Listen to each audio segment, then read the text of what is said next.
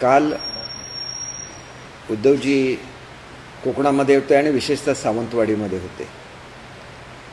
मी साईबाबांचा भक्त आहे की मी कोणापासून लपून ठेवत नाही आणि ती जी श्रद्धा असते ती तुम्हाला अनेक संकटातून पलीकडे नेत असते। त्याने काय वाक्य म्हटलं की नेहमी साईबाबांकडे जाणारा आणि सत्तेची ऊब दिसल्यानंतर आपला विचार बदलला, हे जे त्यांनी काय बोललेले आहे हे एवढं चुकीचं आहे। मला शेवटी नाईलाजास्तव हे सांगायला लागतं की जे खरोखर भक्त असतात ते कुठल्याही स्वार्थापोटी कोणाकडेही जात नाहीत, ही वस्तुस्थिती आहे।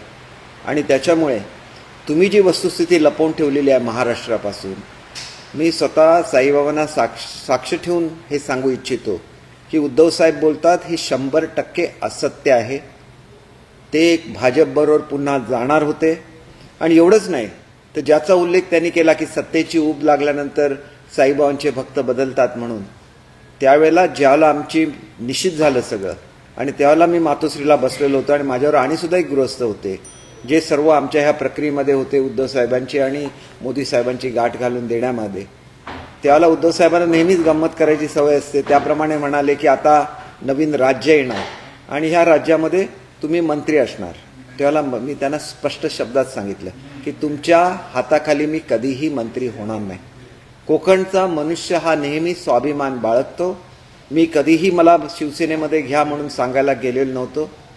तिथं जाऊन त्यांनी जी नारायण राणेंच्यावर टीका केली त्यांनी एक समजून घेतलं पाहिजे की तुम्हाला स्वतःला राहायला सुद्धा कुठल्याही हॉटेलमध्ये जागा मिळत नव्हती, तुमच्या स्वतःच्या गाडीमध्ये त्या ठिकाणी पेट्रोल भरलं जात नव्हतं। एवढी पकड ही राणेसाहेबांची त्या जिल्ह्यावर होती आणि ते पकडी मागे त्यांच्यावर असलेल्या लोकांचं प्रेम सुद्धा होतं, त्यांचा असलेला दरारा सुद्धा होता, पण ते तुम्ही मोडून काढू शकला नाही।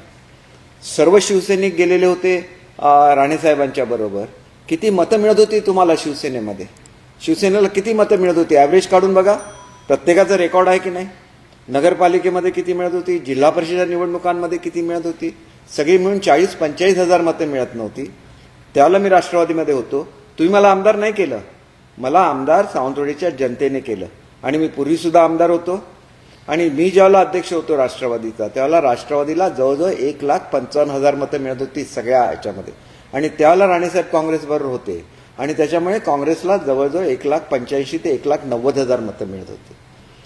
मी नुसतं बदललं आणि मी राष्ट्रवादीमधून शिवसेनेमध्ये आलो। एका वेळेला शिवसेना 40,000वरून 1,50,000वर गेली। कोकणामध्ये सिंधुदुर्गमध्ये तुमचं अस्तित्व निर्माण झालं। माणसाने किती कृतज्ञ असावं याला सुद्धा मर्यादा असतात। मी तुमच्याबद्दल नेहमी बोलताना आदराने बोलतो। कोणाला खोके म्हणता?